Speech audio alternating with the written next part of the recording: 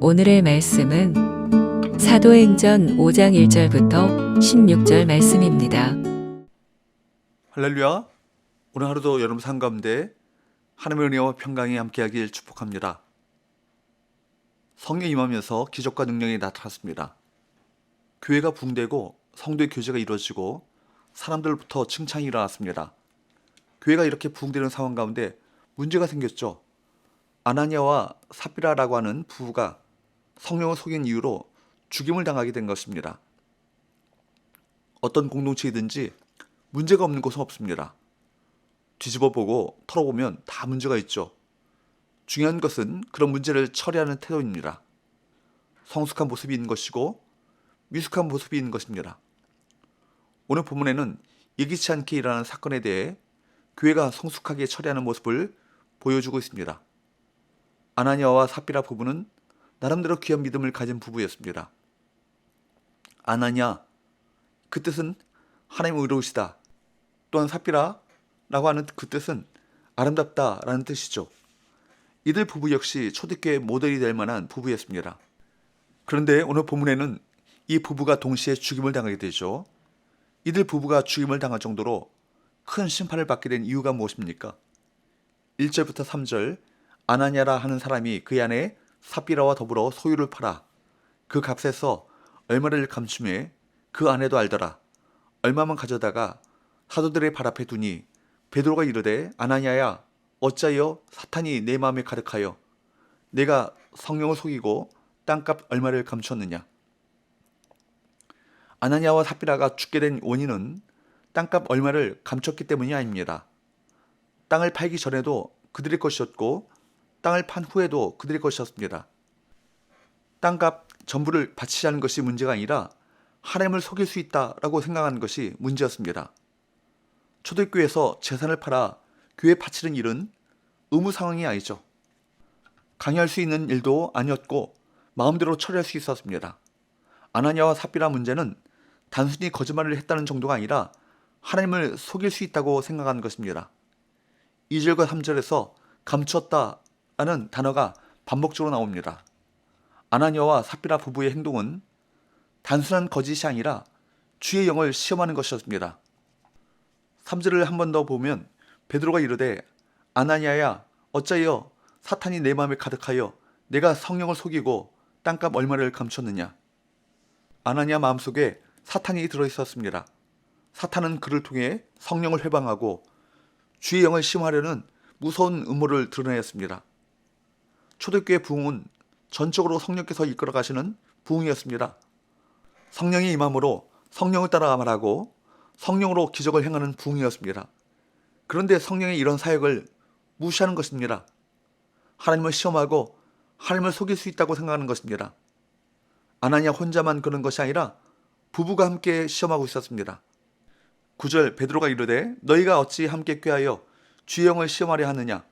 보라 내 남편을 장사하고 오는 사람들의 발이 문 앞에 이르렀으니 또 너를 메어 나가리라 하니.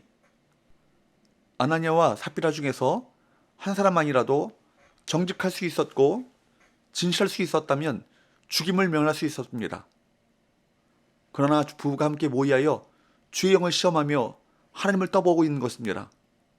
사탄의 전략은 무엇일까요? 거짓의 영으로 교회를 갈라지게 합니다. 교회가 깨어지고 갈라지는 것입니다.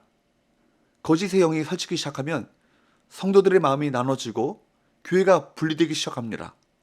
그렇게 뜨겁던 분위기가 갑자기 한순간에 차가워지기 시작합니다. 교회의 위기는 물질적인 어려움이 아닙니다. 외부적인 시험도 아닙니다. 교회의 하나됨을 깨뜨리는 거짓의 영인 것입니다. 성도들의 마음을 분리시키고 하나님과 성도들의 마음을 떠나게 만드는 거짓입니다. 11절 온 교회와 이 일을 듣는 사람들이 다 크게 두려워하니라. 무엇에 대한 두려움입니까? 귀에 임재하시는 성령님을 느꼈기 때문입니다. 죄를 심판하시는 하나님의 손길에 대한 두려움을 느꼈던 것이죠. 하나님께서는 언제나 거룩을 지키는 교회에 부흥을 주셨습니다. 죄와 싸우고 세상과 타협하지 않는 삶이 결코 만만하지 않은 싸움이지만 이런 싸움을 하게 될 때 교회가 부흥하며 성장하는 축복을 누리게 되는 것입니다. 성도 역시 마찬가지입니다. 죄와 싸우고 말씀대로 순종하는 것이 만만치 않은 싸움이지만 이런 싸움을 할 때 하나님께서 축복하십니다. 12절에서 14절 사도들의 손을 통하여 민간의 표적과 기사가 많이 일어나매 믿는 사람이 다 마음을 같이하여 솔로몬 행각에 모이고 그 나머지는 감히 그들과 상종하는 사람이 없으나 백성이 칭송하더라. 믿고 죽기로 나오는 자가 더 많으니 남녀의 큰 무리더라. 아나니아와 삽비라가 죽임을 당하는 아픔이 있었지만 거룩과 성결을 지켜나갈 때 초대교회는 부흥하기 시작했습니다. 믿는 성도들의 마음이 하나가 되었고 백성의 칭찬을 받으며 믿고 죽기로 돌아오는 자가 더 많아지는 부흥을 경험하게 되었던 것이죠. 아나니아와 삽비라 사건으로 교회에 잠깐 위기가 찾아온 듯 했지만 성령께서 죄를 도려내심으로 넘어지지 않았습니다. 죄의 문제가 해결되자 교회는 더욱 부흥했습니다.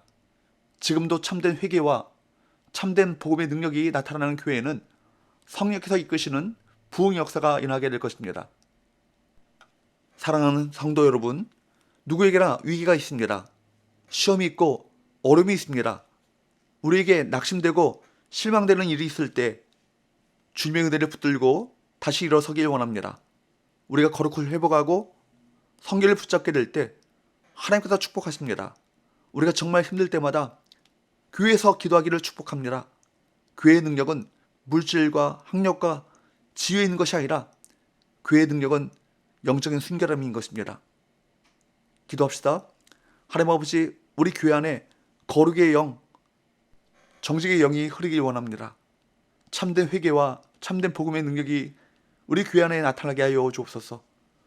오늘 하루를 살아갈 때 하나님 앞에서 진실되게 살아가는 하루가 되게 하여 주옵소서. 예수의 거룩하신 이름으로 기도합니다. 아멘.